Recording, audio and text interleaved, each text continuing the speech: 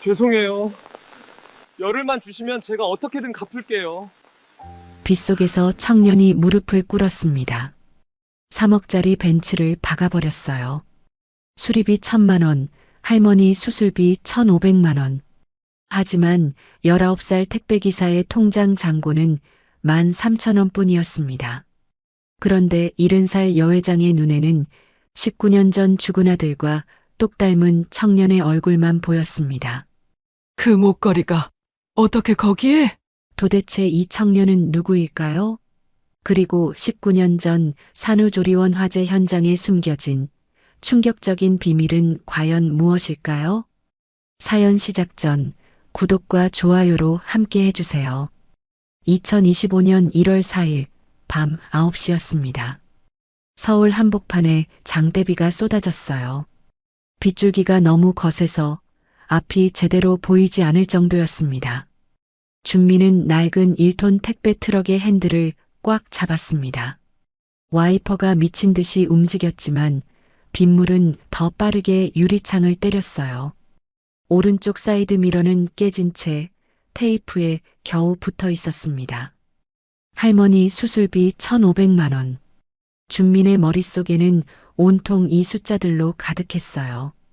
위암 3기 판정을 받은 할머니의 수술이 다음 주였습니다. 그래서 오늘도 밤 11시까지 택배를 돌려야 했죠. 골목길 코너를 돌 때였습니다. 빗물에 젖은 아스팔트가 번들거렸어요. 준민이 브레이크를 밟았지만 트럭은 미끄러지기 시작했습니다. 바로 그 순간이었어요. 맞은편에서 검은색 벤츠가 나타났습니다. S클래스였죠. 번쩍이는 헤드라이트가 준민의 눈을 찔렀어요. 쿵! 둔탁한 소리와 함께 두 차가 부딪혔습니다. 준민의 트럭이 벤츠 옆구리를 들이받은 거였어요. 충격으로 준민의 몸이 앞으로 쏠렸고 오른쪽 어깨가 문짝에 세게 부딪혔습니다. 아! 준민의 입에서 신음이 새어나왔어요. 어깨에서 날카로운 통증이 퍼져나갔습니다. 하지만 그보다 더 무서운 게 있었죠. 벤츠였습니다. 그것도 최고급 S클래스였어요. 수리비가 얼마나 나올지, 보험료가 얼마나 오를지 생각만 해도 숨이 막혔습니다. 준미는 떨리는 손으로 안전벨트를 풀었어요. 오른쪽 어깨를 움직일 때마다 칼로 찌르는 듯한 통증이 느껴졌지만 참을 수밖에 없었습니다. 트럭 문을 열고 빗속으로 뛰어나갔어요. 벤츠 운전석에서 먼저 한 남자가 내렸습니다. 검은 양복을 입은 40대 남자였어요. 비서실장 김정호였죠. 괜찮으십니까? 김 비서가 벤츠 뒷좌석을 향해 물었습니다. 그리고 우산을 펼쳤어요. 뒷좌석 문이 천천히 열렸습니다. 검은색 정장을 빼입은 첫눈에 보아도 남달라 보이는 사람이 차에서 내렸어요. 70살의 최정의 여회장이었습니다. 준미는 회장을 보는 순간 다리에 힘이 풀렸어요. 죄송합니다. 정말 죄송합니다. 준미는 90도로 허리를 숙였습니다. 빗물이 머리를 타고 목덜미로 흘러내렸어요. 젖은 머리카락이 이마에 찰싹 달라붙었습니다. 제가 책임지겠습니다. 보험 처리든 뭐든 제가 다 할게요. 준민의 목소리가 떨렸습니다. 하늘 무서운 줄 모르고 치솟을 보험료가 두려웠지만 티내지 않으려 애썼어요. 할머니 수술비도 못 내는 처지에 이런 사고까지 났으니 정말 막막했습니다. 정혜는 우산 속에서 준민을 바라봤어요. 빗속에 서 있는 청년의 모습이 눈에 들어왔습니다. 흠뻑 젖은 회색 티셔츠가 몸에 달라붙어 있었고 오른손으로 왼쪽 어깨를 꽉 잡고 있었어요. 그런데 이상했습니다. 정혜의 눈이 점점 커졌어요. 입이 살짝 벌어졌습니다. 준민의 얼굴을 보는 순간 가슴이 쿵 내려앉았죠. 준혁아. 정혜의 입에서 죽은 아들의 이름이 튀어나왔습니다. 19년 전 산후조리원 화재로 세상을 떠난 아들 조준혁이었어요. 준민의 얼굴이 그 시절 준혁과 너무나 닮아 있었습니다. 같은 눈매였어요. 살짝 처진 눈꼬리와 짙은 눈썹, 곧은 콧날과 단정한 입술까지 마치 준혁이 다시 살아 돌아온 것 같았죠. 정혜는 한 발짝 앞으로 나왔습니다. 비를 맞으면서도 준민에게 다가갔어요. 김비서가 황급히 우산을 따라 움직였지만 정혜는 비에 젖는 걸 신경조차 쓰지 못했습니다. 바로 그때였어요. 준민의 젖은 티셔츠 사이로 무언가가 반짝였습니다. 목에 걸린 가는 체인이었어요. 그리고 그 끝에는 작은 펜던트가 달려 있었죠. 다이아몬드 목걸이였습니다. 정혜의 숨이 멎는 듯 했어요. 손으로 가슴을 짚었습니다. 다리가 후들거렸어요. 그 목걸이는 19년 전 정혜가 특별 주문 제작한 것이었습니다. 세상에 단 2개뿐인 목걸이였어요. 하나는 며느리에게, 하나는 갓 태어난 손주에게 선물하려고 만든 거였죠. 하지만 산후조리원 화재로 모든 게 사라졌습니다. 아들도 며느리도 그리고 그 목걸이도요. 살아남은 건 손주뿐이라고 들었는데 목걸이는 화재 현장 어디에서도 발견되지 않았었습니다. 그런데 지금 눈앞에 청년이 그 목걸이를 하고 있었어요. 당신, 정혜의 목소리가 떨렸습니다. 눈가가 뜨거워졌어요. 19년 동안 가슴 한구석에 묻어둔 의구심이 갑자기 솟아올랐습니다. 집에서 키우는 민재를 볼 때마다 느꼈던 위화감. 준혁과는 너무 다른 성격과 행동. 그리고 이상하게도 가정부 희진을 닮아가는 모습들. 혹시, 정말 혹시나 해서 마음 한편에 품었던 의심이었어요. 하지만 증거가 없어서 그저 묻어둘 수밖에 없었죠. 준미는 여회장의 시선을 느꼈습니다. 목걸이를 만지작거리며 말했어요. 아, 이 목걸이요? 저희 어머니 유품이에요. 준민의 말에 정혜의 가슴이 더욱 요동쳤어요. 엄마 유품이라니. 그럼 이 아이의 엄마는 누구란 말인가요? 지금은 잘잘못보다 치료가 먼저입니다. 정혜가 떨리는 목소리로 말했어요. 준민의 어깨를 가리키며 정호에게 눈짓했습니다. 병원으로 가죠. 일단 우리 차를 타세요. 아니요, 괜찮습니다. 정말 괜찮아요.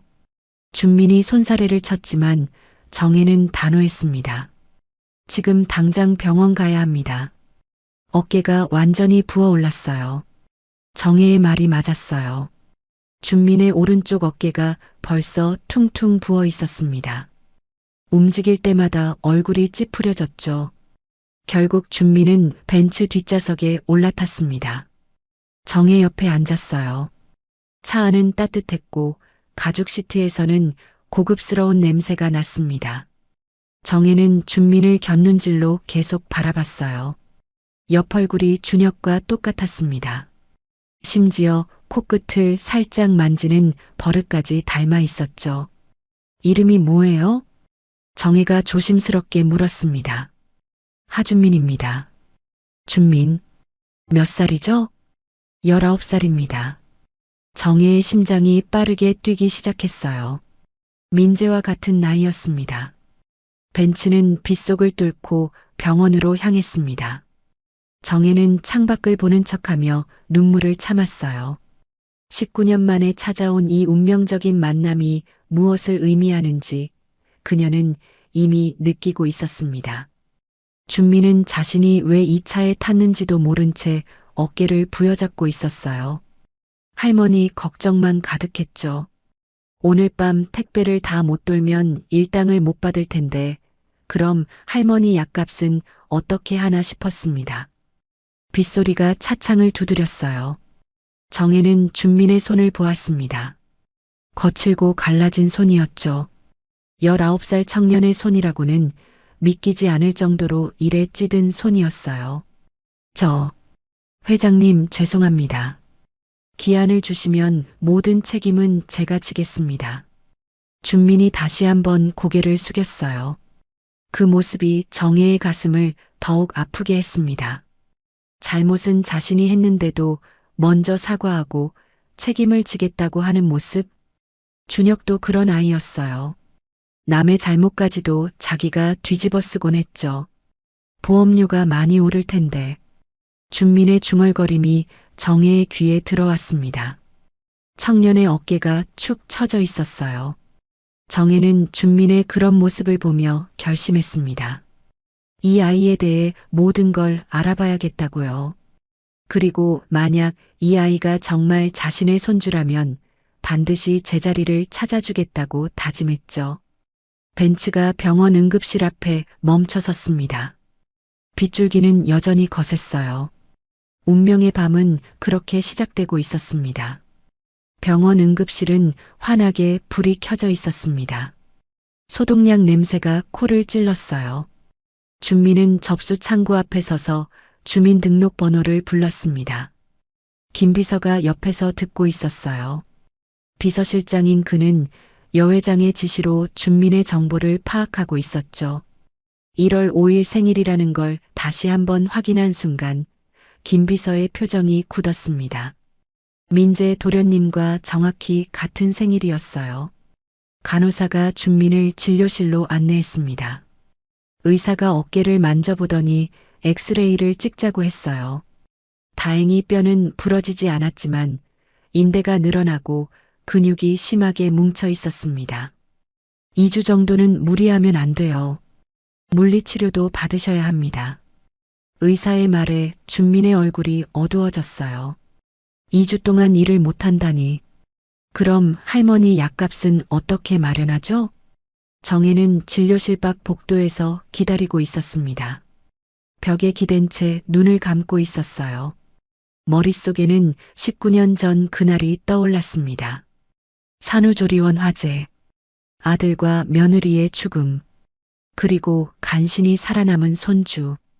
그때 손주 얼굴을 제대로 보지 못했어요. 면회 시간이 되기 전에 화재가 났으니까요.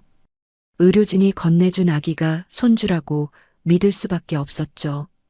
하지만 지금 생각해보면 이상한 점이 많았습니다. 민재는 자라면서 점점 희진을 닮아갔어요. 피곤할 때 눈꼬리가 처지는 모양도, 화를 참을 때 턱이 앞으로 나오는 습관도 희진과 똑같았죠. 말을 시작하기 전에 코끝을 만지는 버릇까지도요.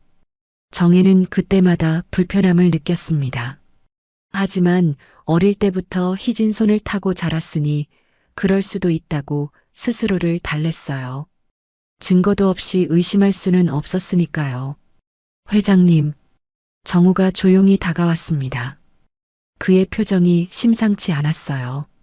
방금 확인했는데요. 준민군 생일이 민재 도련님과 똑같습니다.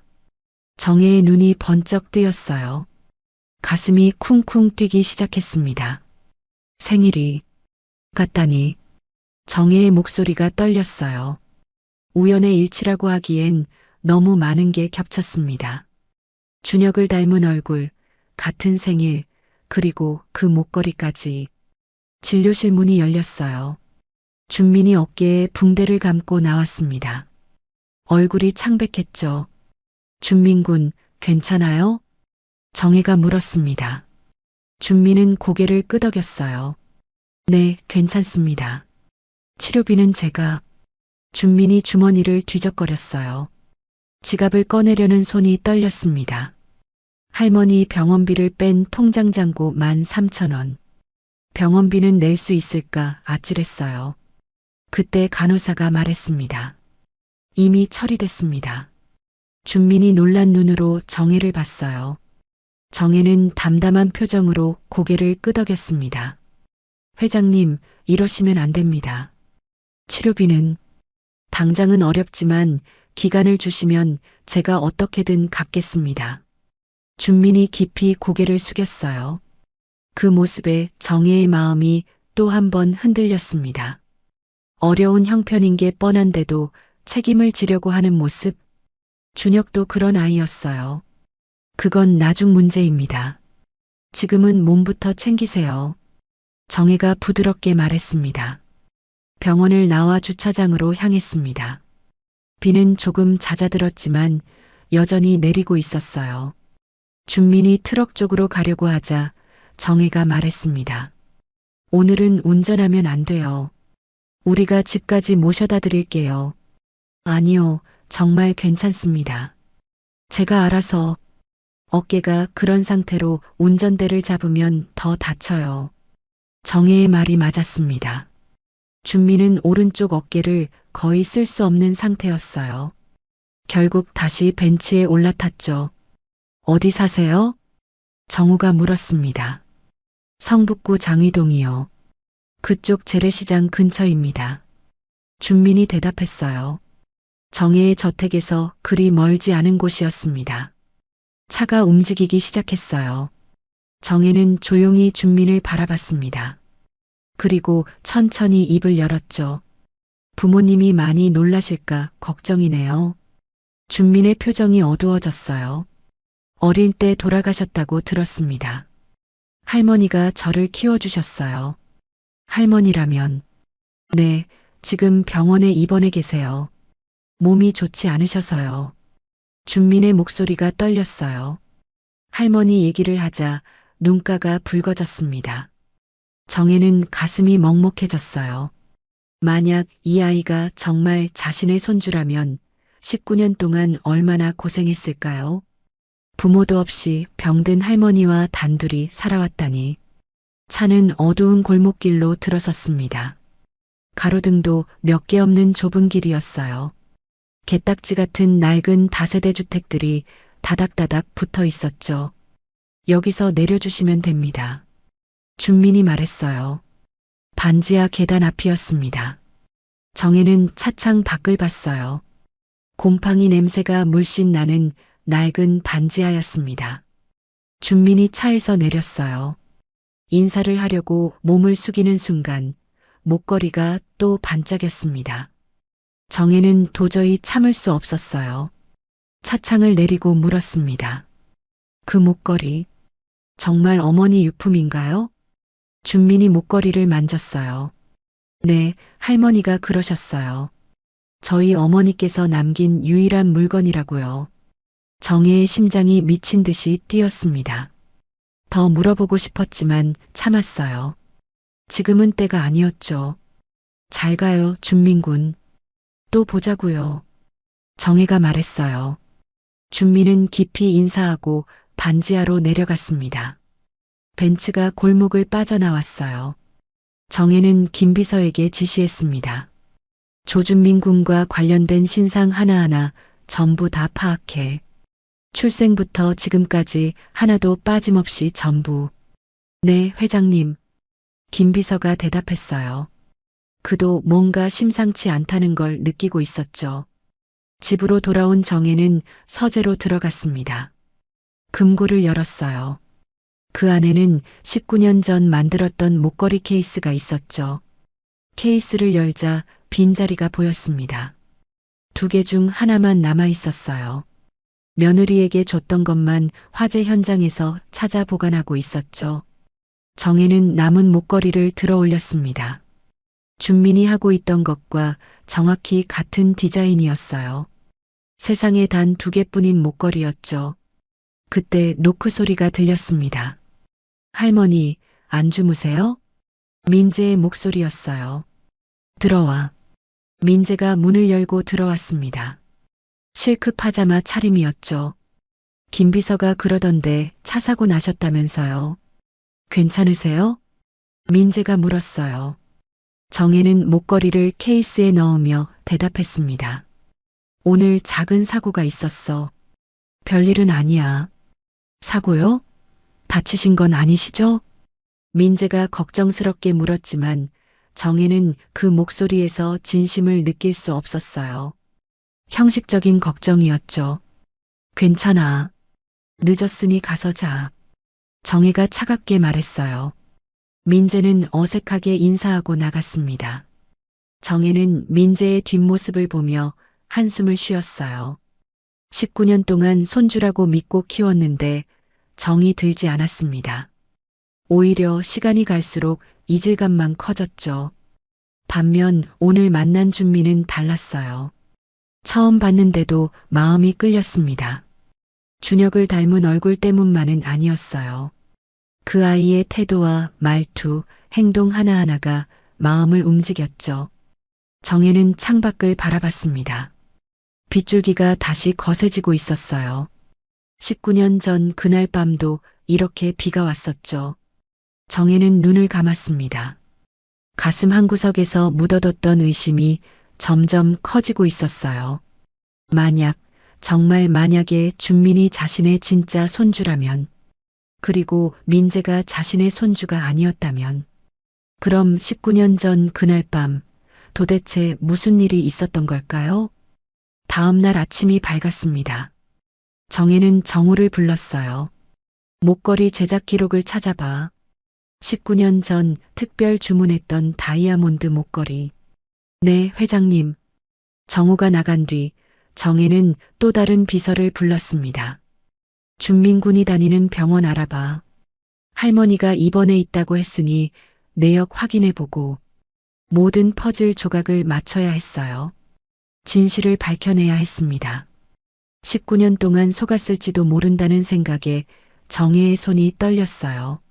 하지만 지금은 감정에 휩쓸릴 때가 아니었죠. 차분하게 그리고 신중하게 움직여야 했습니다.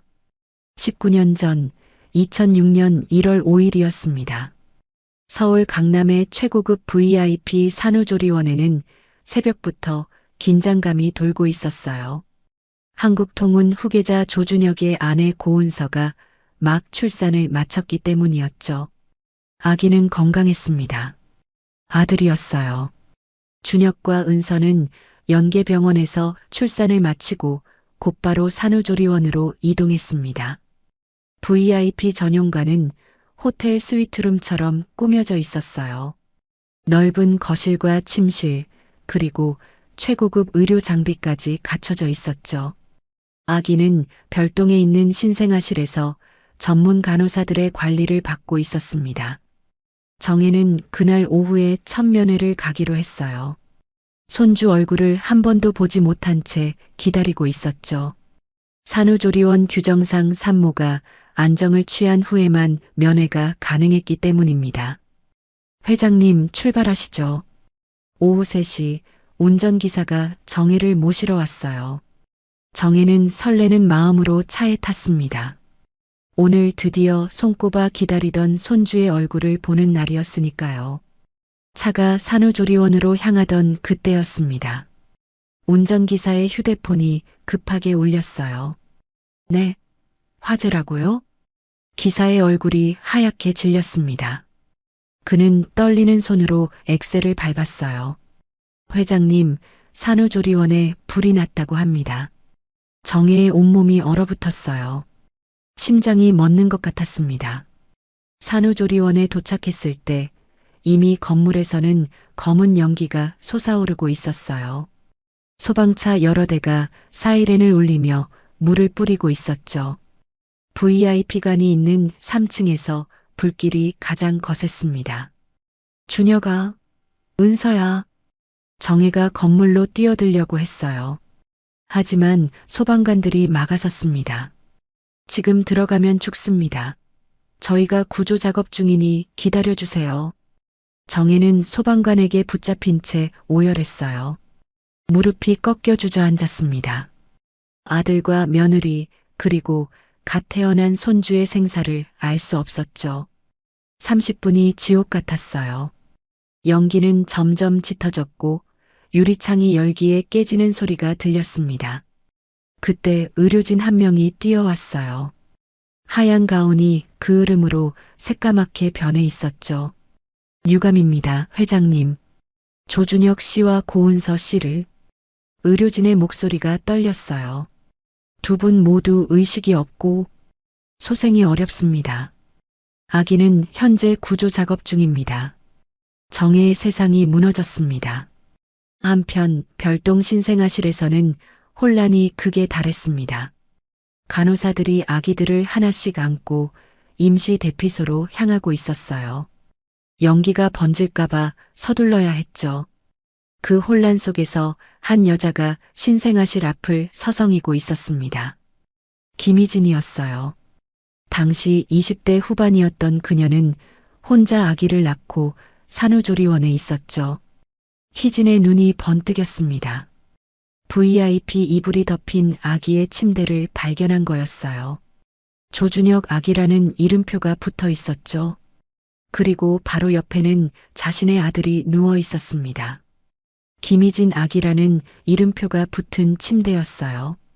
희진은 순간 결심했습니다. 이 기회를 놓칠 수 없었어요. 평생 가난하게 살아온 그녀에게는 절호의 기회였죠. 희진은 재빨리 두 아기의 위치를 바꿨습니다. 그리고 진짜 VIP 아기인 조준혁 아기를 품에 안았습니다. 희진은 서둘러 건물 뒤편으로 향했어요. 쓰레기 적치장이 있는 곳이었습니다. 차가운 콘크리트 바닥에 아기를 내려놓으려는 순간이었죠. 희진아, 너 지금 뭐 하는 짓이냐? 당장 아기 일이네. 뒤에서 날카로운 목소리가 들렸습니다. 희진의 친정엄마 하말자였어요. 50대였던 말자는 딸이 출산했다는 소식을 듣고 미역국을 끓여왔다가 화재를 목격한 거였죠. 말자는 달려와서 아기를 낚아챘어요. 갓난아기가 차가운 바닥에 버려질 뻔한 걸 본 순간 말자의 눈에서 눈물이 쏟아졌습니다. 나 이 애 아빠 누군지도 몰라. 내가 얘를 혼자 어떻게 키워? 희진이 차갑게 말했어요. 말자는 희진이 미혼모로 살기 싫어서 자기 친아들을 버리려 한다고 생각했습니다. 희진이 이미 아기를 바꿔치기 했다는 건 꿈에도 모른 채였죠. 10달 품고 배 아파 낳은 네 새끼를 길바닥에 버리겠다는 거야? 제정신이냐? 말자가 소리쳤어요. 목소리가 허공을 갈랐습니다. 나도 숨 좀 쉬고 살자. 제발 내가 하는 일에 도움도 못 줄 거면서 엄마라는 핑계로 끼어들지 마. 희진의 목소리에는 차가움만 가득했어요. 말자는 딸을 똑바로 바라봤습니다. 눈에는 경멸과 분노가 가득했죠. 정신 나간 것. 죄짓고 살지 마라. 이거사. 죽나 사나 네 새끼건을 차가운 길바닥에 버리면 쓰냐. 짐승도 이런 짓 안 해. 말자는 심호흡을 했어요. 그리고 결심했습니다. 오늘부로 넌 나한테 죽은 딸이다. 너도 네 엄마 죽었다 생각하고 평생 연락하지 마라. 그 말을 끝으로 말자는 아기를 품에 꼭 안았어요. 그리고 뒤도 돌아보지 않고 산후조리원을 떠났습니다. 말자는 아기를 데리고 집으로 돌아왔어요. 성북구 장이동의 작은 반지하였습니다. 곰팡이 냄새가 나는 습한 방이었지만 아기를 위해 최선을 다했죠. 불쌍한 것. 어미젓 한번 못 먹고 버려질 뻔했구나. 말자는 아기를 따뜻하게 감쌌어요. 그때 목에 걸린 무언가를 발견했습니다. 다이아몬드 목걸이였어요. 이게 뭐야? 비싼 것 같은데. 말자는 목걸이를 보며 놀랐어요. 딸이 마지막 남은 양심으로 준 선물이라 생각했죠. 엄마가 너한테 준 유일한 선물이겠구나. 이 할미가 잘 간직해 줄게. 말자는 아기를 하준민이라고 이름 지었어요. 자신의 성을 따와 하씨 성을 붙였죠. 한편 희진은 다시 신생아실로 돌아갔습니다. 자기 아들이 누워있는 VIP 침대 옆에 서서 연기를 봤어요. 도와주세요. 여기 아기가 있어요. 희진이 소리쳤습니다. 간호사들이 달려왔어요. VIP 아기예요. 빨리 대피시켜야 해요.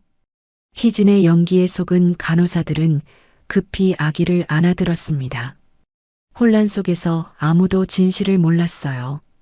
대피 중에 아기 명찰이 뒤섞였다는 보고는 있었지만 희진이 바꿔치기를 했다고는 누구도 의심하지 못했습니다. 다음 날 아침이었어요. 화재는 진압됐지만 산후조리원은 폐허가 되어 있었습니다. 정혜는 밤새 병원에서 기다렸어요. 아들과 며느리의 시신 앞에서 오열했죠. 그때 의사가 다가왔습니다.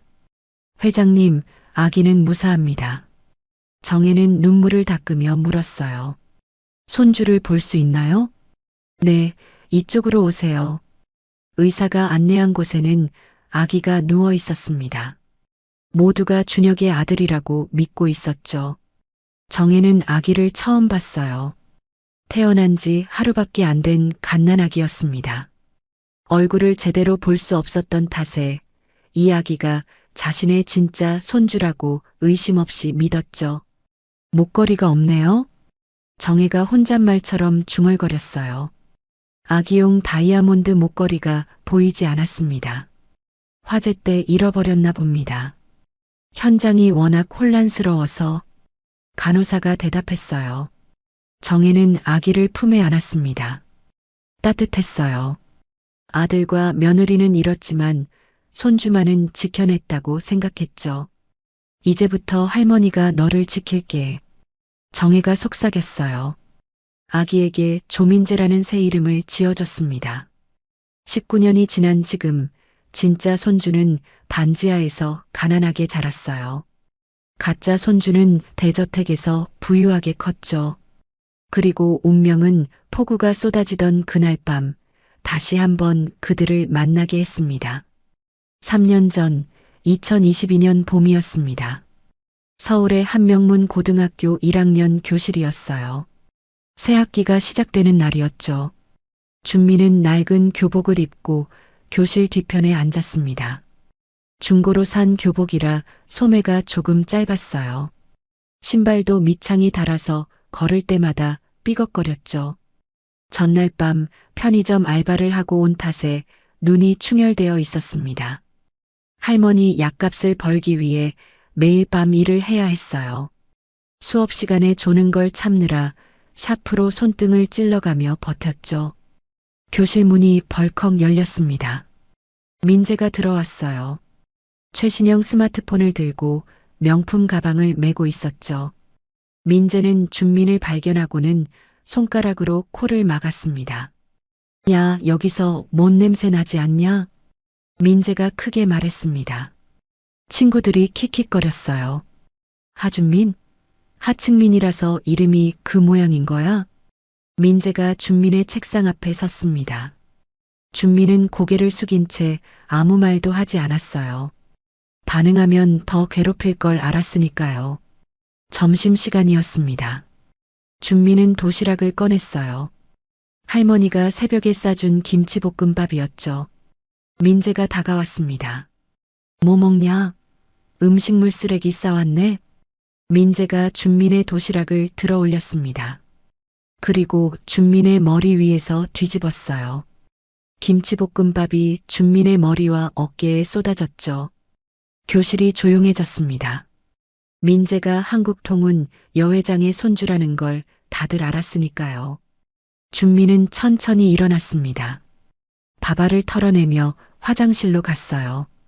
거울을 보니 머리카락에 밥풀이 엉겨붙어 있었죠. 찬물로 머리를 씻었습니다. 눈물이 나려고 했지만 참았어요.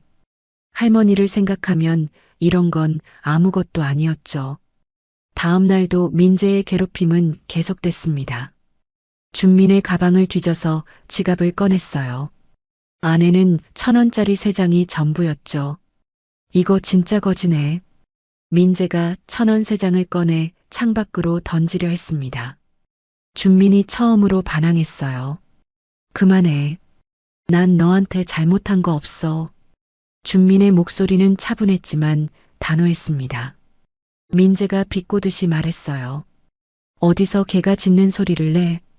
수업이 끝나고 담임이 민재를 불렀습니다. 조민재, 너 요즘 애들 괴롭힌다며? 누가 그래요? 증거 있어요? 민재가 비웃었어요. 선생님, 저 감당할 수 있어요? 우리 집 모르는구나? 담임의 얼굴이 굳었습니다. 민재가 회장의 손주라는 걸 알았으니까요. 그날 저녁 정혜가 학교에 찾아왔습니다. 민재의 행동에 대한 보고를 받은 거였어요. 교무실에서 정혜는 담임에게 고개를 숙였습니다. 죄송합니다. 제가 손주를 너무 오냐오냐 키웠나 봅니다. 그리고 민재를 돌아봤죠. 눈빛이 차가웠습니다. 조민재, 가문의 이름보다 네 사람됨이 먼저다. 잘못을 했으면 똑바로 책임을 져야지. 민재는 대답 대신 고개만 끄덕였어요. 속으로는 전혀 반성하지 않았죠. 집으로 돌아오자 희진이 버섯발로 민재에게 달려왔습니다. 도련님 괜찮으세요? 어디 다친 데는 없고요. 희진의 목소리가 떨렸습니다. 두 손으로 민재의 팔을 부여잡고 이마를 쓸어내렸어요. 마치 제 새끼를 보듬는 어미 같았죠. 정혜는 그 모습을 보고 이상함을 느꼈습니다. 가정부가 왜 저렇게까지 민재를 걱정하는 걸까요? 희진아, 너와 민재 사이에 내가 모르는 무엇이 있는 거냐? 정혜가 속으로 중얼거렸어요. 마음 한구석이 싸늘하게 식었습니다. 그 후로도 민재는 계속 준민을 괴롭혔어요. 화장실에서 둘러싸고 밀치기도 했죠. 아르바이트나 하러 가, 하층민아.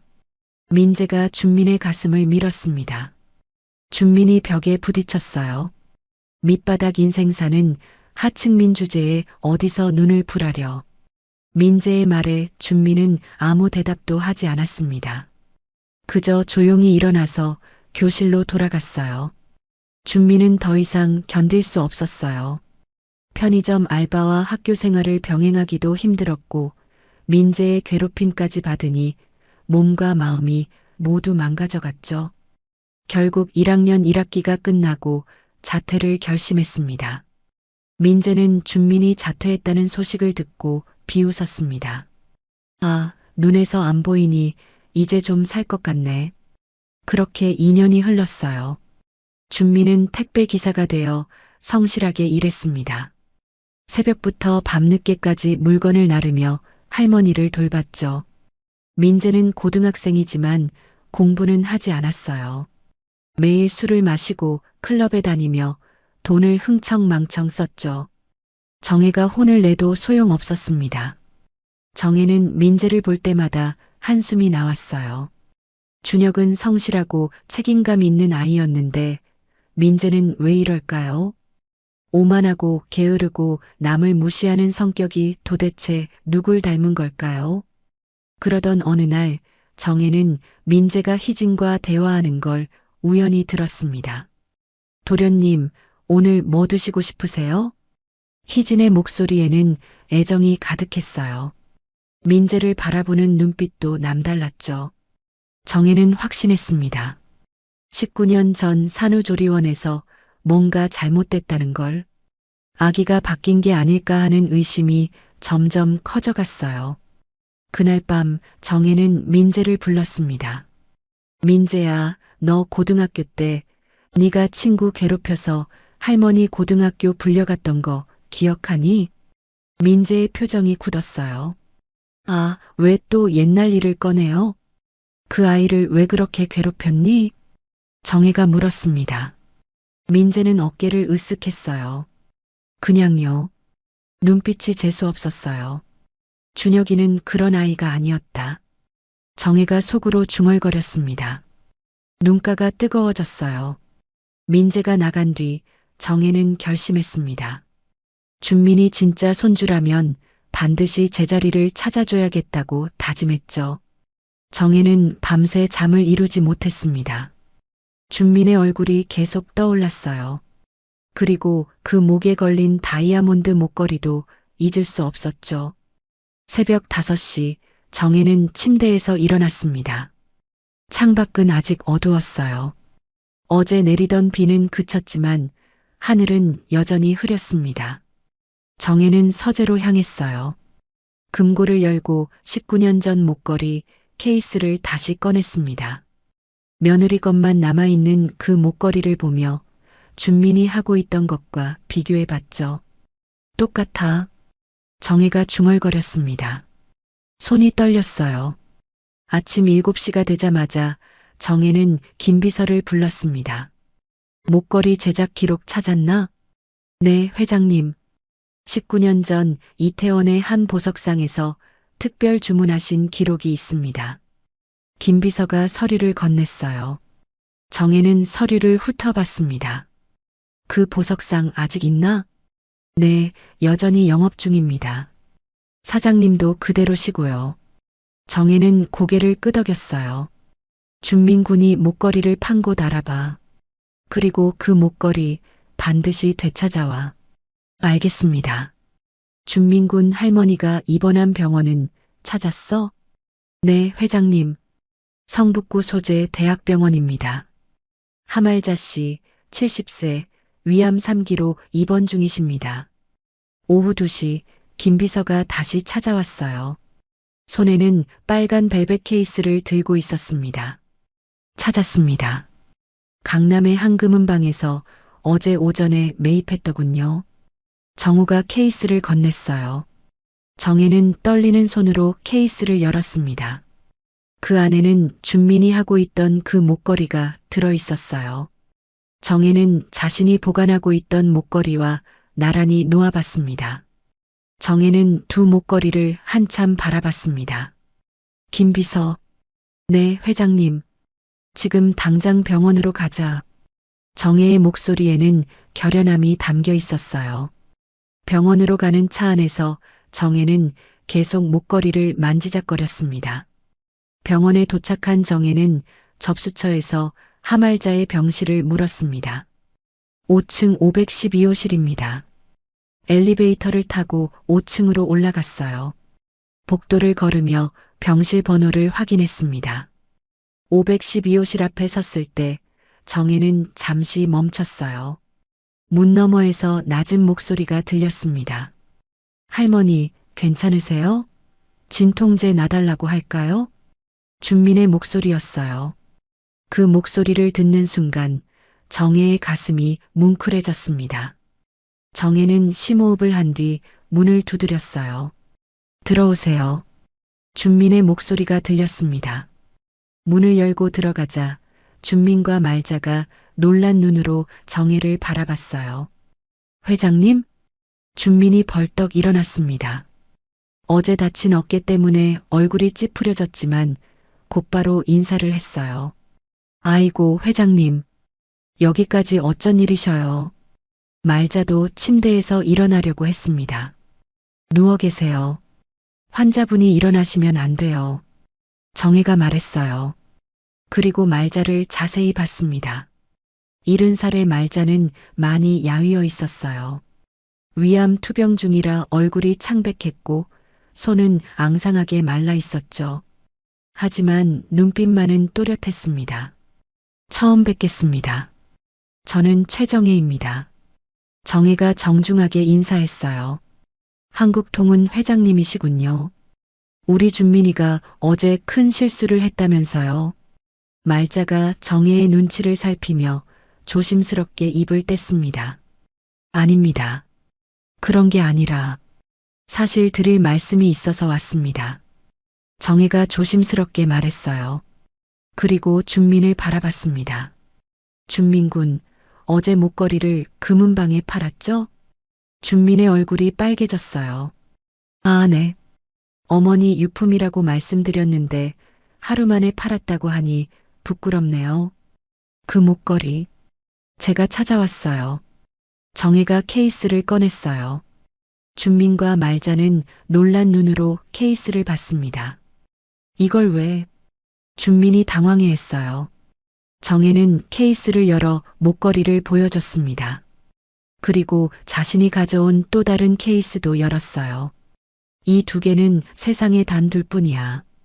정혜의 목소리가 떨렸습니다. 19년 전 제가 특별히 제작한 목걸이예요. 하나는 며느리에게, 하나는 내 하나뿐인 손주에게 주려 했지. 준민과 말자의 눈이 커졌어요. 그런데 산후조리원 화재로 모든 게 사라졌어요. 아들도 며느리도, 그리고 이 목걸이 중 하나도요. 정혜는 준민을 똑바로 바라봤습니다. 준민군, 이 목걸이를 어떻게 갖고 있었나요? 준민이 말자를 봤어요. 말자는 입술을 깨물며 고민하는 표정이었습니다. 제가 준민이를 데려올 때 목에 걸려 있었어요. 말자가 떨리는 목소리로 말했어요. 19년 전 산후조리원 화재 때 제가 이 아이를 데려왔어요. 목에 목걸이가 있었죠. 정혜의 온몸이 떨렸습니다. 그럼 준민이는? 회장님 아닙니다. 이 아이는 제 딸이 낳은 아이입니다. 말자가 단호하게 말했어요. 하지만 그 목소리에는 확신이 없었습니다. 정혜는 가방에서 서류를 꺼냈어요. 유전자 검사를 합시다. 잘못된 것이 있다면 지금이라도 바로 잡아야 해요. 정혜의 목소리에는 간절함이 담겨 있었어요. 준미는 충격을 받은 표정이었습니다. 자신이 한국통운 회장의 손주일 수도 있다는 말에 머릿속이 하얘졌어요. 저는 할머니의 손자예요. 그건 절대 변하지 않아요. 준민이 말자의 손을 꼭 잡았습니다. 말자의 눈에서 눈물이 흘렀어요. 준민아, 할머니가 저를 키워주셨어요. 제게는 그게 가장 소중해요. 준민의 목소리도 떨렸습니다. 정혜는 그 모습을 보며 마음이 아팠어요. 19년 동안 이 두 사람이 얼마나 끈끈하게 살아왔는지 느껴졌습니다. 내게 상처 주려는 게 아니다. 정혜가 부드럽게 말했어요. 단지 진실을 알고 싶을 뿐이야. 19년 동안 품어온 의문을 풀고 싶어. 준미는 한참을 고민했습니다. 그리고 천천히 고개를 들었어요. 네, 유전자 검사해보겠습니다. 검사를 하지 않으면 찝찝함만 남을 것 같네요. 제가 회장님의 손주가 맞는지 아닌지 확인해봐요. 말자가 준민의 손을 더 꽉 잡았어요. 준민아, 네가 원한다면 해보자. 말자의 목소리에는 복잡한 감정이 담겨 있었습니다. 만약 준민이 정말 여 회장의 손주라면 이제 자신 곁을 떠날지도 모른다는 두려움이었어요. 정혜는 김비서에게 눈짓했습니다. 김비서가 준비해온 서류를 꺼냈어요. 내일 아침 병원에서 검사할 수 있도록 예약해뒀습니다. 네, 알겠습니다. 준민이 고개를 숙였어요. 정혜는 일어서며 말했습니다. 그리고 한 가지 더. 검사 결과와 상관없이 하말자 씨의 치료비는 제가 부담하겠습니다. 아니요, 그건. 준민이 말을 막으려 했지만 정혜는 단호했어요. 19년 동안 준민이를 키워주신 것에 대한 감사의 마음입니다. 거절하지 마세요. 말자는 눈물을 흘렸어요. 평생 가난하게 살면서도 준민이를 위해 최선을 다했는데 이렇게 도움을 받게 되다니. 병실을 나온 정혜는 복도에서 잠시 멈췄습니다. 가슴이 두근거렸어요. 만약 준민이 정말 자신의 손주라면, 그리고 민재가 가짜라면 19년 동안의 거짓이 모두 밝혀지는 순간이 다가오고 있었습니다. 정혜는 주먹을 꽉 쥐었어요. 진실이 무엇이든 받아들일 준비가 되어 있었습니다. 병실 안에서는 준민과 말자가 서로를 바라보고 있었어요.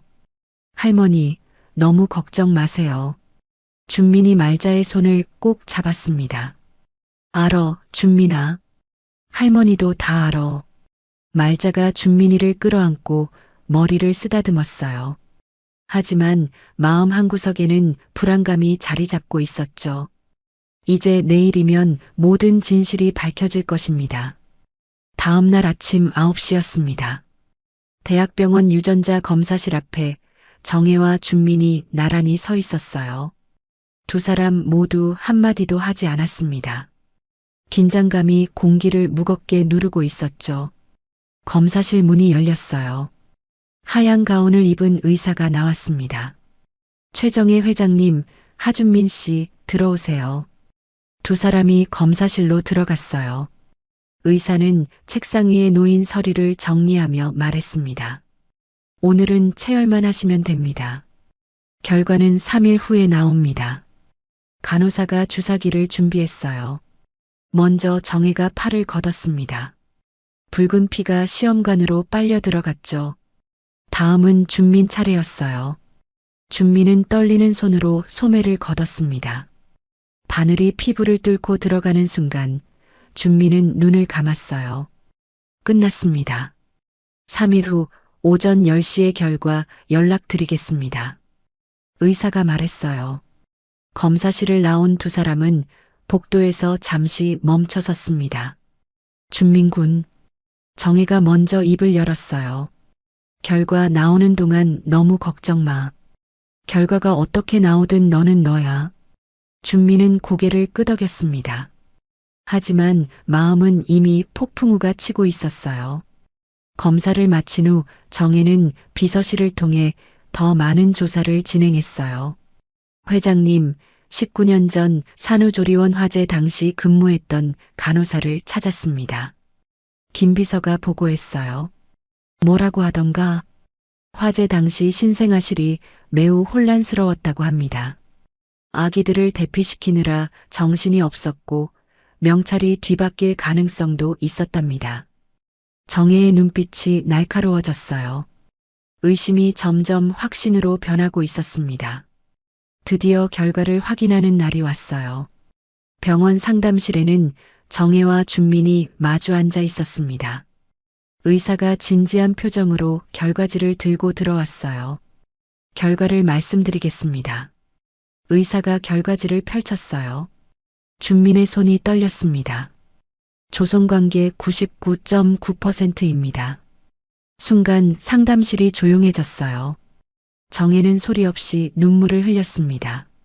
장작 19년 만에 진짜 손주를 찾은 거였어요. 준민은 결과지를 멍하니 바라봤습니다. 맨 위에 자신의 이름이 적혀 있었어요. 정혜는 떨리는 손으로 준민의 손을 잡았습니다. 준민아. 정혜의 목소리가 떨렸어요.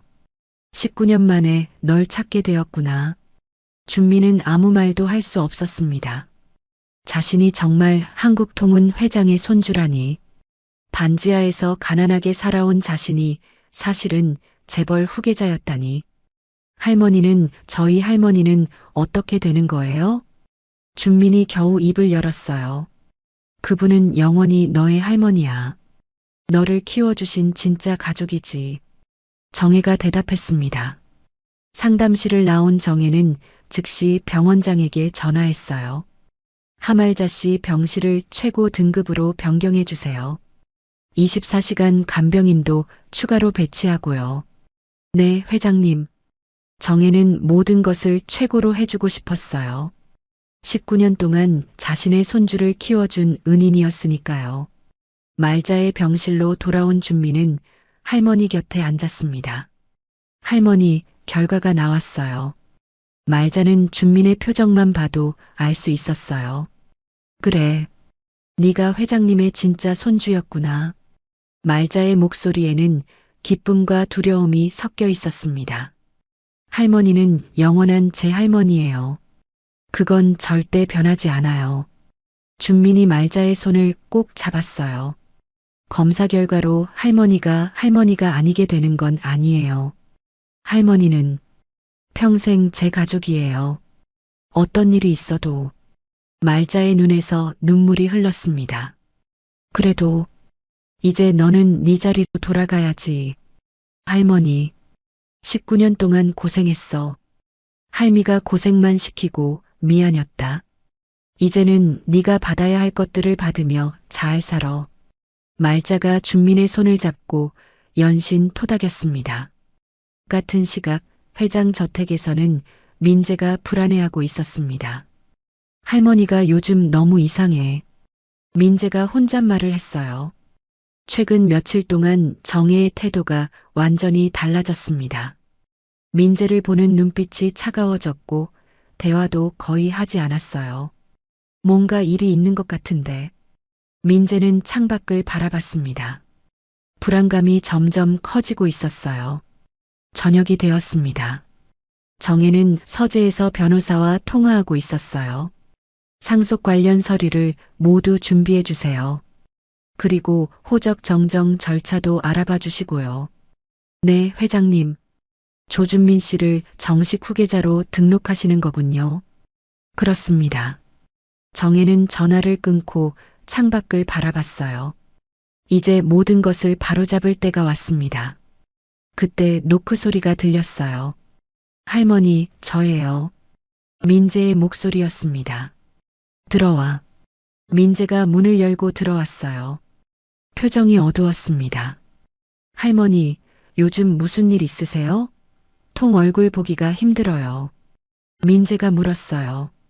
정혜는 민재를 차갑게 바라봤습니다. 민재야. 네, 할머니. 너는 내 손주가 아니었다. 정혜의 말에 민재의 얼굴이 하얗게 질렸습니다. 민재의 목소리가 떨렸어요. 유전자 검사 결과가 나왔어. 민재는 그 자리에 주저앉았습니다. 다리에 힘이 풀렸어요. 그럼 나는 누구였어요?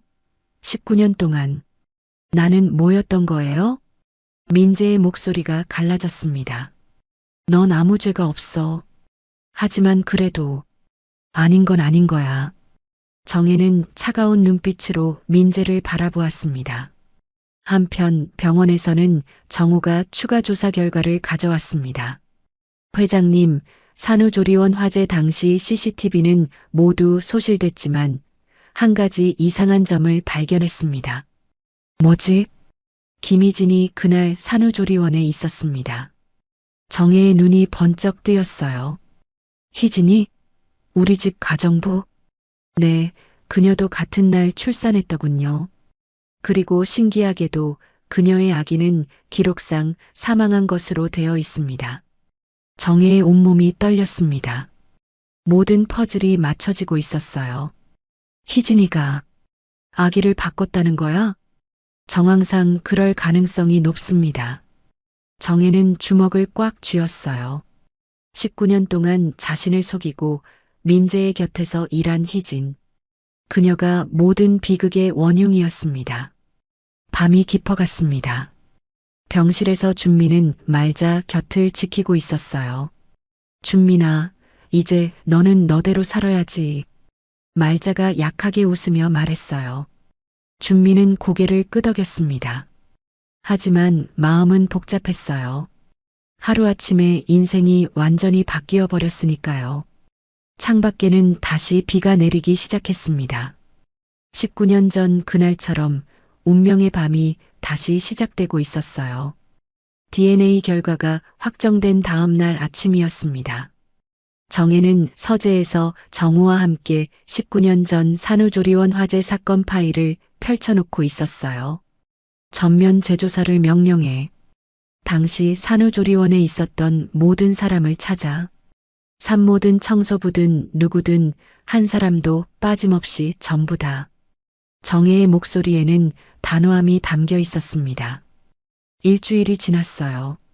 조사팀이 하나둘씩 증언을 모아왔습니다. 회장님, 당시 산모 중 한 분을 찾았습니다. 정우가 보고서를 건넸어요. 증언 내용은 충격적이었습니다. 연기 속에서 아기들을 하나씩 번갈아 안전한 곳으로 날랐어요. 그런데 직원이 아닌 여자가 신생아실 앞에서 울고 있더라고요. 정혜의 눈빛이 날카로워졌습니다. 또 다른 산모의 증언도 있었어요. 대피 중에 아기 명찰이 뒤섞여서 간호사들이 계속 확인했어요.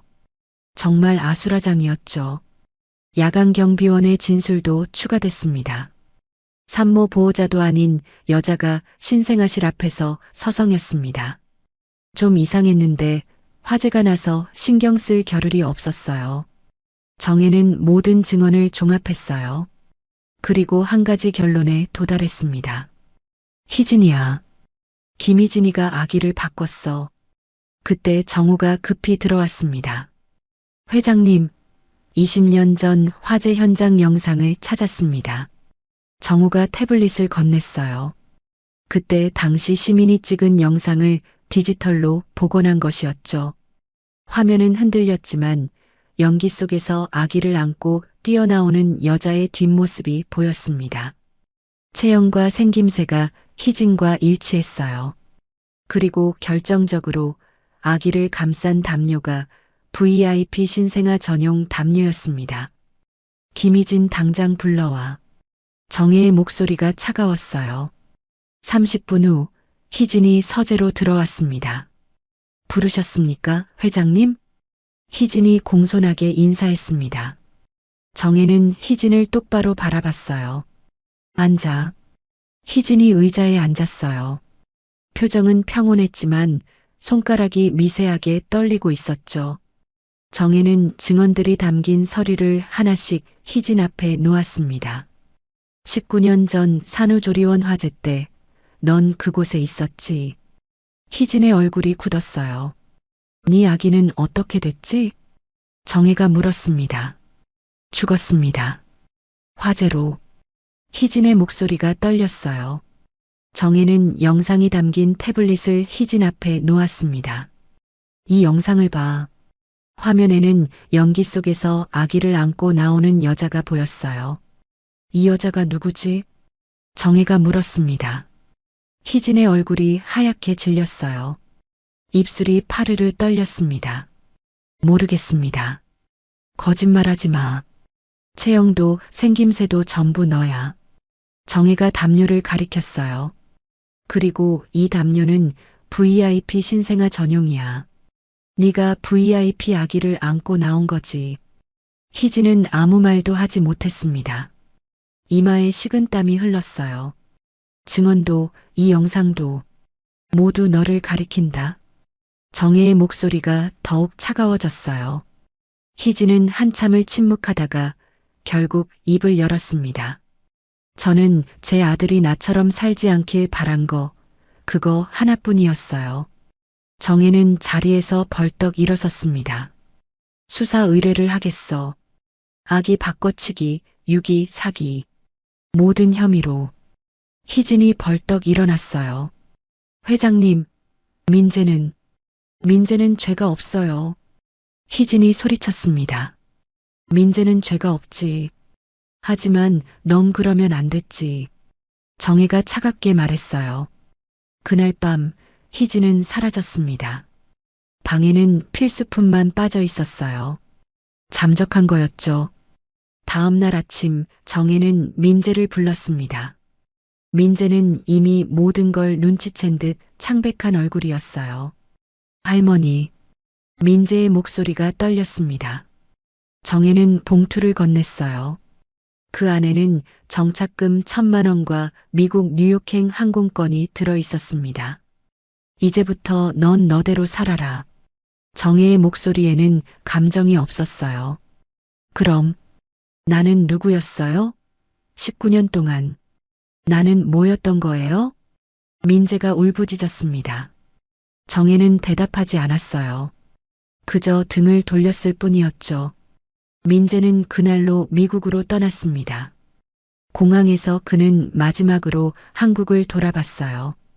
19년간 살았던 곳이었지만 이제는 다시 돌아오지 못할 곳이었습니다. 한편 정혜는 희진의 행방을 추적하고 있었어요. 고시원, 모텔, 찜질방. 있을 만한 모든 곳을 뒤져 김비서와 조사팀이 움직였습니다. 3일 후 희진의 흔적이 발견됐어요. 서울 변두리의 한 고시원이었습니다. 하지만 이미 떠난 뒤였어요. 방에는 민재 사진만 남아 있었죠. 정혜는 사진을 보며 한숨을 쉬었습니다. 어디까지 도망치나 두고 보자. 그때 전화가 울렸어요. 회장님, 검찰에서 연락이 왔습니다. 희진 씨에 대한 체포영장이 발부됐다고요. 정혜는 고개를 끄덕였어요. 좋아. 이번에는 반드시 잡아. 같은 시각 병원에서는 준민이 말자와 대화하고 있었습니다. 할머니, 저 이제 회장님 집으로 가야 할 것 같아요. 말자가 준민의 손을 잡았어요. 그려, 잘됐다, 잘됐어. 하지만 할머니는 난 괜찮여.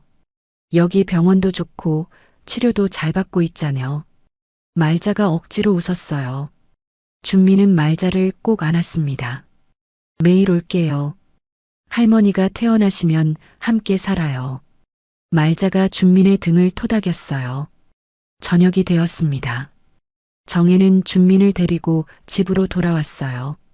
거대한 저택을 본 준민은 입이 벌어졌습니다. 이제 여기가 네 집이야. 정혜가 말했어요. 준민은 현관문을 들어섰습니다. 대리석 바닥이 반짝거렸고 거대한 샹들리에가 빛나고 있었어요. 집사들이 일렬로 서서 인사했습니다. 도련님 환영합니다. 준미는 어색하게 고개를 숙였어요. 도련님이라는 호칭이 낯설었습니다. 정혜는 준민을 2층으로 안내했어요. 오늘부터 네 방은 여기야. 필요한 게 있으면 뭐든 말하고. 준미는 방을 둘러봤습니다. 창밖으로는 정원이 보였어요. 밤이었지만 조명이 켜져 있어 환했죠. 준민아. 정혜가 조용히 불렀습니다. 네. 미안하다. 19년이나 늦었구나. 정혜의 눈에 눈물이 맺혔습니다. 준미는 정혜의 손을 잡았어요. 늦지 않았어요. 이제라도 만났잖아요. 두 사람은 한참을 그렇게 서 있었습니다. 그때 정우가 급히 들어왔어요. 회장님, 김희진을 발견했습니다. 정혜의 눈이 번쩍 뜨였어요. 어디야? 인천 쪽 모텔입니다. 경찰이 출동했어요. 정혜는 주먹을 쥐었습니다. 드디어 모든 진실이 밝혀질 때가 왔어요. 하지만 정혜는 알고 있었습니다. 그녀의 광기는 아직 시작도 하지 않았다는 것을요. 인천의 허름한 고시원이었습니다. 희진은 좁은 방 안에서 벽을 등지고 앉아 있었어요. 휴대폰으로 뉴스를 보고 있었죠. 한국통운 후계자 교체 소식. 조민재 씨 대신 19년 만에 찾은 조준민 씨가 대체자로 선정. 기사를 읽는 희진의 손이 떨렸습니다. 민재가 회장 집에서 쫓겨났다는 소식이었어요. 아니야. 아니야. 희진이 벽을 주먹으로 쳤습니다. 내 아들이 이렇게 된 게 누구 때문인데. 희진의 눈에는 광기가 서려 있었습니다. 19년 동안 숨겨온 비밀이 들통났고 그 결과 아들이 모든 것을 잃었어요. 수사 착수 소문도 들려왔습니다. 체포영장이 곧 나올 거라는 얘기였어요. 희진은 거울을 봤습니다. 초췌한 얼굴이 비쳤어요. 한때는 여회장 집에서 떵떵거리던 가정부였는데 이제는 도망자 신세였죠. 회장이 내 아들을 버렸어. 내 인생을 송두리째 빼앗아갔다고. 희진은 왜곡된 결론에 도달했습니다. 자신이 저지른 죄는 잊은 채 모든 걸 정의 탓으로 돌렸어요. 그날 밤 희진은 결심했습니다. 복수를 하기로요. 새벽 3시였어요. 희진은 검은 후드티를 입고 고시원을 나섰습니다. 손에는 라이터와 휘발유가 든 페트병을 들고 있었어요. 택시를 타고 성북구에 있는 회장 저택으로 향했습니다. 저택 근처에서 내린 희진은 담장을 따라 걸으며 경비원들의 위치를 확인했습니다. 새벽이라 경비가 느슨했어요. 희진은 담장 뒤편으로 돌아갔습니다. 정원으로 통하는 작은 문이 있었어요. 19년 동안 일하면서 알게 된 비밀 통로였죠. 문은 잠겨 있었지만 희진은 비밀번호를 알고 있었습니다. 삐빅 소리와 함께 문이 열렸어요. 희진은 정원으로 들어갔습니다. 발소리를 죽이며 저택으로 다가갔어요. 1층 응접실 창문 앞에 섰습니다. 창문이 살짝 열려 있었어요. 희진은 페트병에서 휘발유를 꺼냈습니다. 창문 틈으로 휘발유를 뿌렸어요. 커튼에 휘발유가 스며들었죠. 라이터를 꺼냈습니다. 손이 떨렸어요. 이건 다 최정의 당신 때문이야. 희진이 중얼거렸습니다. 라이터를 켰어요. 작은 불꽃이 일어났습니다. 그리고 커튼에 불을 붙였어요. 화르륵. 불은 순식간에 번졌습니다. 휘발유를 머금은 커튼이 활활 타올랐어요. 삐. 화재 경보기가 울리기 시작했습니다. 저택 전체에 경보음이 퍼졌어요. 2층에서 자고 있던 준민이 벌떡 일어났습니다. 준민은 맨발로 뛰어나갔어요. 복도에는 벌써 연기가 차오르고 있었습니다. 할머니. 준민은 정혜의 방으로 뛰어갔어요. 문을 두드렸습니다. 할머니, 일어나세요. 하지만 대답이 없었어요. 준민은 문고리를 잡고 열었습니다. 방 안에는 연기가 가득했어요. 정혜는 침대에서 일어나려다 쓰러져 있었습니다. 연기를 너무 많이 마신 거였어요. 할머니, 준민이 정혜를 부축했습니다. 하지만 정혜는 의식이 없었어요. 준민은 정혜를 등에 업었습니다. 그리고 방을 나왔어요. 복도는 이미 연기로 앞이 보이지 않았습니다. 열기가 피부를 태웠어요. 준민은 계단으로 향했습니다. 한 걸음 한 걸음 조심스럽게 내려갔어요. 1층은 불바다였습니다. 응접실에서 시작된 불이 거실까지 번진 상태였어요. 여기로는 못 가. 준민은 다른 길을 찾았습니다. 부엌 쪽으로 돌아갔어요. 그때 앞에서 누군가 나타났습니다. 희진이었어요. 너 때문이야. 희진이 소리쳤습니다. 내 아들을 쫓아낸 것도, 내 인생을 망친 것도 전부 너 때문이라고. 희진의 눈에는 눈물과 광기가 섞여 있었어요. 네 아들이랑 며느리처럼 너도 불타 죽어. 희진이 라이터를 들어 올렸습니다. 또 불을 지르려는 거였어요. 그만하세요. 제발 여기서 멈추라고요. 준민이 소리쳤습니다. 하지만 희진은 듣지 않았어요. 그 순간 준민은 정혜를 조심스럽게 바닥에 내려놓았습니다. 그리고 희진에게 달려들었어요. 두 사람이 몸싸움을 벌였습니다. 라이터가 바닥에 떨어졌어요. 나, 놓으라고. 희진이 발버둥 쳤습니다. 준민은 희진을 꽉 붙잡았어요. 그리고 밖으로 끌고 나갔습니다.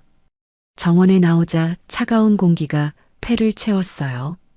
준민은 다시 집 안으로 뛰어들었습니다. 연기는 더욱 짙어졌습니다. 준민은 기어서 정혜가 있는 곳으로 갔어요. 정혜를 다시 등에 업었습니다. 할머니, 조금만 힘내세요. 준민이 중얼거렸습니다. 드디어 밖으로 나왔어요. 정원에 정혜를 눕혔습니다. 할머니, 할머니. 준민이 정혜의 뺨을 두드렸어요. 정혜가 기침을 하며 눈을 떴습니다. 준민아, 살았다. 네 덕분에 내가 살았다. 정혜가 준민의 손을 잡았어요. 눈물이 흘렀습니다. 그때 소방차가 도착했어요. 사이렌 소리가 새벽을 깨웠습니다. 소방관들이 불을 끄기 시작했어요. 구급대원들이 정혜와 준민을 돌봤습니다. 경찰도 왔어요. 희진은 그 자리에서 체포됐습니다. 준민과 정혜가 구급차를 가고 병원으로 향했습니다. 손과 팔에 화상을 입었지만 정혜가 더 걱정됐어요. 병원에 도착했을 때 의사들이 달려왔습니다. 연기를 많이 마셨지만 생명에는 지장 없습니다. 의사의 말에 준민은 안도했어요. 정혜는 산소 마스크를 쓰고 누워 있었습니다. 준민은 그 옆에 앉았어요. 할머니, 이제 괜찮아요. 준민이 정혜의 손을 잡았습니다. 아침이 밝았습니다. 뉴스에는 여회장 저택 화재 소식이 대서특필됐어요. 전 가정부 김희진 씨 방화 혐의로 체포. 기자들이 몰려왔지만 정혜는 면회를 거절했습니다. 준민과 조용히 있고 싶었어요. 준민아, 네 할머니. 이제 다 끝났어. 전부 다. 정혜가 미소 지었어요. 준민도 고개를 끄덕였습니다. 19년의 거짓이 끝났고 이제 새로운 시작이었어요. 희진은 구속됐습니다. 방화, 유기, 사기 등 여러 혐의였어요. 재판을 기다리며 구치소에 갇혔죠. 그녀의 광기도 그렇게 막을 내렸습니다. 화재 사건으로부터 일주일이 지났습니다. 정혜는 완전히 회복했고 준민도 화상 치료를 마쳤어요. 이제 본격적으로 준민을 후계자로 세울 때가 왔죠. 아침 식사 시간 정혜가 회사 출근을 지시했습니다. 준민은 고등학교 중퇴 학력으로 대기업에 들어간다는 현실이 믿기지 않았어요. 오전 9시 한국통운 본사 건물이었습니다. 50층 높이의 유리 건물이 하늘을 찌를 듯 솟아 있었어요. 준미는 정장을 입고 정혜 옆에 서 있었습니다. 평생 작업복만 입던 그에게 정장은 불편했어요. 로비에 들어서자 직원들의 시선이 쏟아졌습니다.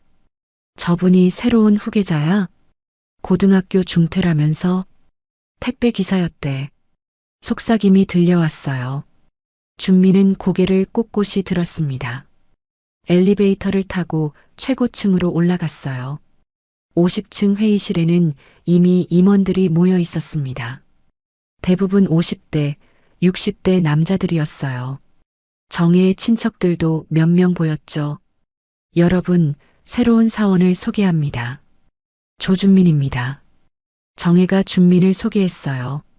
임원들의 표정이 일그러졌습니다. 고등학교 중퇴? 그럼 중졸이라고 해야 하나? 누군가 비아냥거렸어요. 현장 노동자가 경영을 안다고? 또 다른 임원이 코웃음 쳤습니다. 준미는 아무 말 없이 자리에 앉았어요.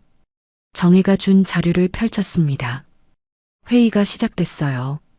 첫 안건은 지방 노선 적자 문제였습니다. 5년째 적자입니다. 시장 상황이 안 좋아서 마케팅 담당 임원이 보고했어요. 늘 하던 변명이었죠. 준미는 자료를 넘기다가 손을 들었습니다. 잠깐만요. 회의실이 조용해졌어요. 모든 눈이 준민에게 쏠렸습니다. 이 자료 숫자가 이상한데요. 준민이 자료를 가리켰어요.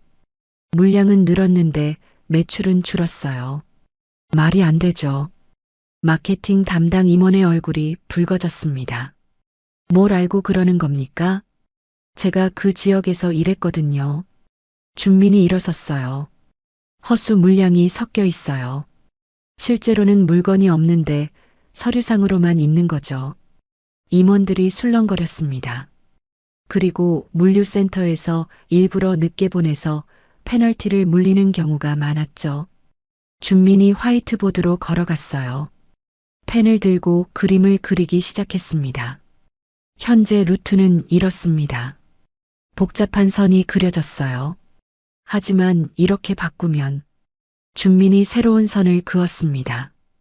배송 시간이 30% 줄어들고 비용도 20% 절감됩니다. 회의실이 조용해졌어요. 아무도 반박하지 못했습니다. 현장은 현장일 뿐 경영은 다르다네. 결국 한 임원이 말했어요. 준미는 그를 똑바로 봤습니다. 현장에 답이 있습니다. 서류가 아닌 현장을 봐주세요. 임원의 얼굴이 새빨개졌어요. 고등학교도 졸업 못한 택배 기사가 우리의 전략 회의를 지적한다고요? 목소리에는 분노가 담겨 있었습니다. 정혜가 일어섰어요. 조준민 사원은 현장에서 배웠습니다. 말이 아니라 땀으로 말이죠. 정혜의 목소리는 차가웠습니다. 결과로 말합시다. 조준민 사원의 말이 맞다면 그대로 실행해보죠. 임원들은 입을 다물었어요. 정혜의 명령은 거역할 수 없었으니까요. 회의가 끝났습니다. 준미는 화이트보드에 그린 도표를 보며 생각에 잠겼어요. 2주만 시간을 주세요. 실험해 보겠습니다. 준민이 말했어요. 임원들이 회의실을 나가면서 수군거렸어요. 저런 애송이가 뭘 안다고. 준민은 그 말들을 다 들었습니다. 하지만 개의치 않았어요. 오후가 되었어요. 준민은 물류센터로 갔습니다. 현장 직원들이 놀란 눈으로 봤어요. 저거 준민이 아니야? 맞네. 근데 왜 정장을 입고 출근했어? 준민은 직원들에게 다가갔습니다. 형님들, 잘 지내셨죠? 저 좀 도와주세요. 제가 이제 여기 책임자가 됐어요. 직원들이 웃었어요. 네가 책임자? 설마. 진짜예요. 그래서 부탁이 있어요. 준민이 자신의 계획을 설명했습니다. 직원들의 표정이 진지해졌어요. 이게 되긴 할까? 해봐야죠. 우리가 늘 말했잖아요. 이렇게 하면 된다고. 한 직원이 말했어요. 2주가 지났습니다. 다시 회의실에 모였어요. 보고 드립니다. 준민이 자료를 펼쳤어요. 지방 노선 적자율이 15% 감소했습니다. 임원들의 눈이 커졌어요. 불가능해. 조작한 거 아니야? 직접 확인하시죠. 준민이 현장 사진과 데이터를 보여줬어요. 반박할 수 없는 증거였습니다. 정혜가 미소 지었어요. 계속해보세요. 네, 할머니. 아니, 회장님. 준민이 당황했어요. 아직 회사에서 뭐라고 불러야 할지 헷갈렸죠. 임원들은 준민을 다시 봤습니다. 무시했던 청년이 실제로 성과를 낸 거였어요. 다음 프로젝트는 뭐죠? 정혜가 물었어요. 배송기사들의 처우 개선입니다. 준민이 대답했습니다. 보험료 지원, 휴게시설 확충, 그리고 그런 건 비용만 늘어나. 한 임원이 소리쳤어요. 준민은 고개를 저었습니다. 아니요. 이직률이 줄면 교육비가 절감되고 숙련공이 늘면 효율이 올라가요. 준민이 계산한 수치를 보여줬어요. 1년이면 투자금을 회수하고 2년 후부터는 이익입니다. 회의실이 다시 조용해졌어요. 점심시간이 되었습니다. 준민은 구내식당으로 갔어요. 준민은 줄을 서서 밥을 받았어요. 특별 대우는 원하지 않았습니다. 식판을 들고 자리를 찾는데 한 직원이 손짓했어요. 여기 앉으세요. 물류팀 직원이었습니다. 고맙습니다. 준민이 앉았어요. 진짜 준민이 맞아요? 우리랑 같이 일하던? 네, 맞아요. 대박. 인생 역전이네. 직원이 놀라워했어요. 준민은 쓴웃음을 지었습니다. 역전이라기보다는 제자리를 찾아간 거라고 하죠. 오후가 되어 다시 회의실로 돌아왔어요. 정혜가 기다리고 있었습니다. 첫날 치고는 잘했어. 아직 부족해요. 준민이 고개를 숙였어요. 시간이 필요해. 서두르지 마. 정혜가 준민의 어깨를 두드렸습니다. 저녁이 되었어요. 준민은 사무실에 남아 자료를 검토했습니다. 창밖으로 서울 야경이 보였어요. 불과 한 달 전까지 저 아래에서 택배를 배달했는데 이제는 50층 사무실에 있었죠. 인생이 참. 준민이 혼잣말했어요. 그때 문이 열렸습니다. 정혜가 들어왔어요. 아직도 있었구나.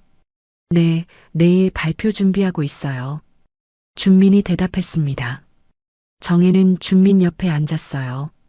준민아, 너무 무리하지 마. 한 번에 다 바꿀 순 없어. 알아요. 하지만, 현장에서 고생하는 사람들이 계속 생각나요. 제가 거기 있었으니까.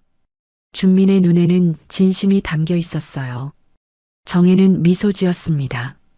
그래, 그게 내 강점이야. 현장을 아는 경영자. 우리 회사에 필요한 진정한 인재지. 두 사람은 한참 동안 야경을 바라봤어요. 회의실의 모든 칼끝이 준민을 향했습니다. 그러나 그는 도망치지 않았어요. 첫 전투에서 작은 승리를 거뒀고 이제 시작이었습니다. 희진의 방화 사건 이후 3달이 흘렀습니다. 그녀는 여러 혐의로 구속되었고 재판을 기다리며 구치소에 갇혀 있었어요. 정혜는 남은 법적 절차를 모두 법무팀에 맡겼습니다.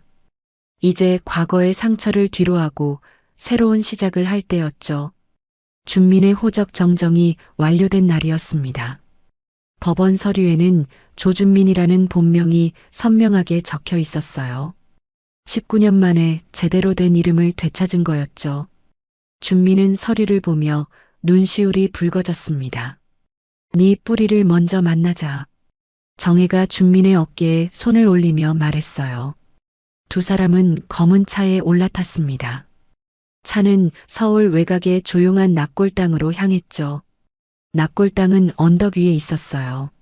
주변에는 소나무들이 빽빽하게 들어서 있었고 바람이 불 때마다 솔잎이 사각거렸습니다.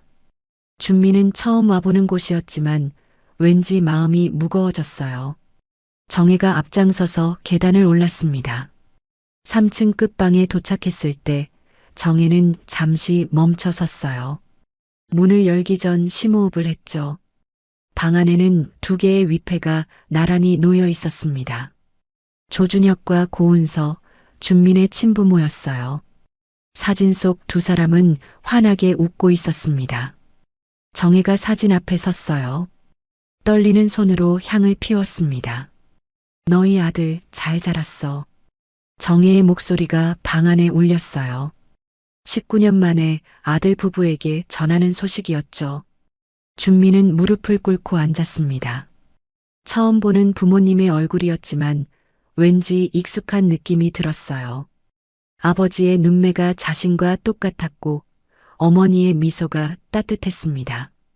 아버지, 어머니, 저 왔습니다. 준민이 생전 처음으로 본명으로 인사를 올렸어요. 목소리가 떨렸고 눈에는 눈물이 맺혔습니다. 정혜와 준민은 한참 동안 그 자리에 있었어요. 19년의 시간을 건너뛴 만남이었지만 그래도 가족이었습니다. 납골당을 나온 2사람은 다시 차에 올랐어요. 이번에는 한국통운 본사로 향했습니다. 오늘은 중요한 발표가 있는 날이었죠. 본사 1층 대강당에는 기자들이 가득 모여 있었습니다. 각 방송사 카메라가 단상을 향하고 있었어요. 한국통운의 후계자 공식 발표를 취재하러 온 거였죠. 정혜가 단상에 올랐을 때 플래시가 터졌습니다. 70세의 나이에도 꼿꼿한 자세로 마이크 앞에 섰어요. 오늘부로 한국통운의 후계자는 조준민입니다. 짧고 명확한 선언이었어요. 기자들이 술렁거렸습니다. 준민이 단상으로 올라왔을 때 또다시 플래시가 터졌어요. 정장을 입은 준민은 긴장한 표정이었지만 눈빛은 확고했습니다. 준민은 마이크를 잡았어요. 현장은 모든 일의 시작입니다. 준민이 노동환경 개혁 3대 프로젝트를 발표했어요. 첫째, 배송기사 산재보험 전액 지원. 둘째, 청년 물류인력 양성 프로그램. 셋째, 주 52시간 근무제 정착. 기자들은 열심히 받아 적었습니다. 재벌 후계자가 노동자 처우 개선을 첫 사업으로 내세운 건 이례적이었어요. 기자회견이 끝난 후 준민은 곧바로 병원으로 향했습니다. 말자가 입원해 있는 곳이었어요. 병실에 들어서자 말자가 침대에서 일어나려 했습니다. 할머니, 누워 계세요. 준민이 급히 말자를 부축했어요. 말자는 준민을 보며 미소 지었습니다.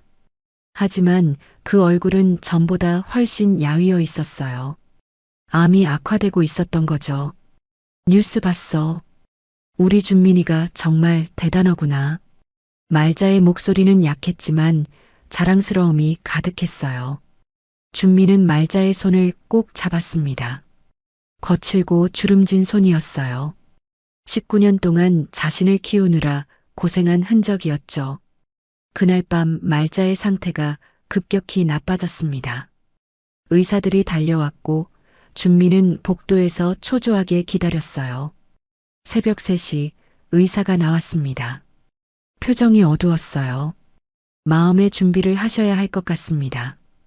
의사의 말이 끝나기도 전에 준민은 병실로 뛰어들었습니다. 말자는 산소 마스크를 쓰고 누워 있었어요. 눈을 겨우 뜨고 준민을 바라봤습니다. 준민아. 말자가 힘겹게 손을 들었어요. 준민이 그 손을 잡았습니다. 할미가 미안하다. 이제는 더 행복해야 한다. 말자의 마지막 말이었어요. 눈을 감으며 평화로운 표정을 지었습니다. 준민은 말자의 손을 놓지 못했어요. 눈물이 멈추지 않았습니다. 할머니, 절 이렇게 키워주셔서 정말 감사합니다. 준민이 속삭였어요. 그렇게 말자는 하늘의 별이 되어 돌아갔습니다. 장례식은 조용히 치러졌습니다. 준민은 상주로서 3일 동안 빈소를 지켰어요. 현장 동료들이 찾아와 조문했고 정혜도 내내 곁에 있었습니다. 장례가 끝난 후 준미는 다시 회사로 돌아왔어요. 슬픔에 빠져 있을 시간이 없었습니다. 말자가 마지막으로 남긴 말처럼 이제는 더 행복해져야 했으니까요. 준미는 개혁 프로젝트를 본격적으로 시작했습니다. 매일 현장을 돌며 직원들의 목소리를 들었어요. 때로는 작업복을 입고 직접 물건을 날랐습니다. 3개월이 지났을 때 변화가 나타나기 시작했어요. 이직률이 30% 감소했고 생산성은 20% 증가했습니다. 현장 직원들의 표정도 밝아졌죠. 어느 날 저녁 준미는 사무실에서 말자의 사진을 꺼내봤습니다. 낡은 사진이었지만 말자의 미소는 여전히 따뜻했어요. 할머니, 저 잘하고 있죠? 준민이 사진에 말을 걸었어요. 그때 정혜가 들어왔습니다. 손에는 액자 하나를 들고 있었어요. 이걸 내 책상에 놓으렴. 말자 할머니에게서 받은 어린 시절 모습이 담긴 사진이었어요. 준미는 사진을 보며 눈시울이 뜨거워졌습니다. 이제 우리가 진짜 가족이구나. 정혜가 준민을 안았어요. 준민이 창밖을 바라보니 서울의 야경이 반짝이고 있었습니다. 19년의 거짓이 끝나고 이제 진실의 시대가 시작된 거였어요. 새로운 가족, 새로운 시작. 그것이 준민에게 주어진 두 번째 인생이었습니다. 오늘 이야기를 끝까지 들어주셔서 감사합니다.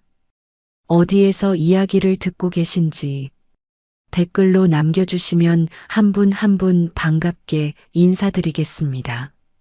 오늘도 행복하시고 건강한 하루 보내시길 간절히 바랍니다. 다음 이야기로 찾아뵙겠습니다. 구독, 좋아요 부탁드립니다. 햇살 같은 이야기였습니다.